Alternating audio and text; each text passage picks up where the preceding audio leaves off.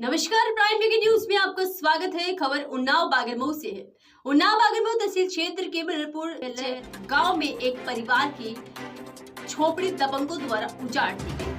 परिवार वर्षों से ग्राम समाज की जमीन पर रह रहा था। जानकारी के अनुसार पीड़ित तीनों भाई जो कि शिव कुमार, सुनील और सुरेश अपनी पत्नी और बच्चे के साथ शनिवार को कड़ी धूप में करीबन 6 किलोमीटर दूर पैदल चलकर एसडीएम कार्यालय पहुंचे। उनके साथ ही 2 दर्जन से अधिक मवेशी भी मौके पर मौजूद है, जहां पर तहसील परिसर में अचानक पूरे परिवार और जानवरों को देखकर वहां मौजूद लोग और कर्मचारी हैरान हो गए। एसडीएम शुभम यादव ने पीड़ित को मामले की जांच और उचित कार्रवाई का आश्वासन दिया, लेकिन न्याय की आस में महिलाएं अपने बच्चों के साथ तहसील परिसर में ही बैठ गई। उन्होंने कहा कि जब तक न्याय नहीं मिलेगा वे वहीं पर बैठे रहेंगे। पीड़ित सुनील कुमार ने बताया कि उनकी 2 पीढ़ियां इसी जमीन पर रह रही थी और गांव में कई अन्य परिवार भी इस जमीन पर बसे हुए हैं। गांव के एक दबंग परिवार ने वन विभाग के दरोगा पप्पू यादव के साथ सिर्फ उनकी झोपड़ी ही खाली करवाई, विरोध करने पर और उन्हें धमकी भी दी। तीनों भाइयों के परिवार में कुल 12 बच्चे हैं। सुनील के 3 बच्चे, शिव कुमार के 5 और सुरेश के 4 बच्चे हैं। सबसे छोटा बच्चा मात्र 2 महीने का है, जबकि सबसे बड़ा बच्चा 17 वर्ष का है।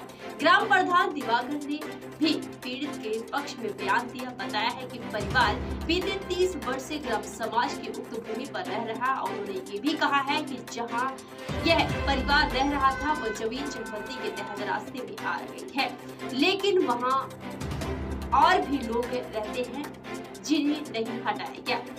उन्होंने परिवार को हटाए जाने के पूरी तरह से गलत बताया और कहा कि इन गरीब परिवारों के पास कहीं और रहने की जगह नहीं है। क्या है पूरा मामला? वही है जमीन मालिक का विवाद। क्या विवाद है बताइए। अब वो ये कह रही हैं कि मैंने पीछे से लिया है, मैं छोड़ेंगे नहीं, हम लेंगे सारा खाली करवाना। कहती 6 महीने नहीं लगेंगे, हम खाली नहीं छोड़ेंगे, भाग जाओगे। पहले वो तो लिखवा रही है कि ये कहीं बुढ़ंतू है, हम रहने वाले मल्लपुर चलो। अच्छा, कौन खाली करवा रहा है? बंदना जिसको बोलते हैं।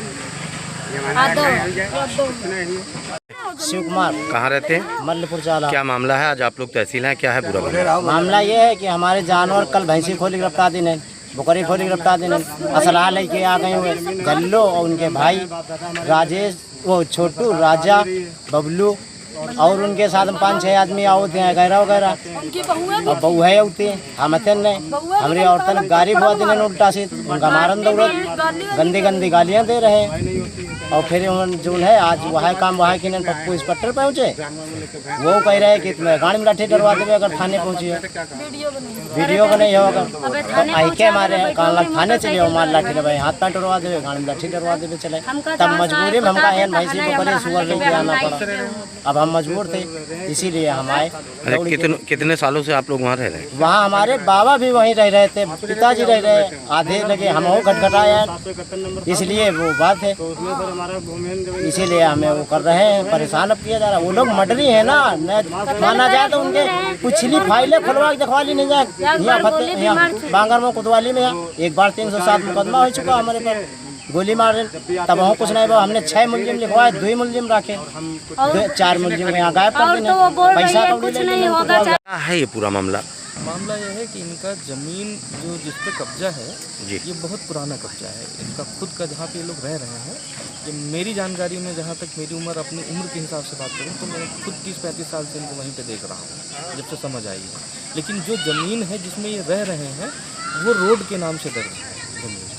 रोड निकलने के बाद में भी चकबंदी लेखपाल जी ने क्या किया है कि वो ज़मीन जो है वो रोड से ज़्यादा वहाँ पर छोड़ी है, जिसकी वजह से बीच में रोड और खेत के बीच में रोड की ज़मीन है, उसमें ये लोग रह रहे हैं।